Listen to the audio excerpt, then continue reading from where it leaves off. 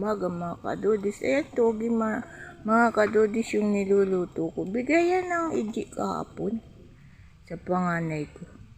Bumili sila istakay, binigyan ng gulay at saka ayan, sarap yan mga kadudis. Niluto ko na mga kadudis kasi baka masira pa. Ulam natin mamaya tanghali yan.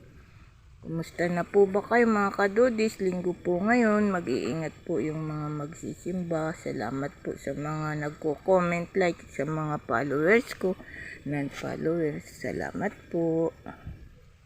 Ingat po kayo. Ayan, ulam natin mga kadudis mamaya. Sarap yan mga kadudis, kahit po walang sahog yan, masarap yan.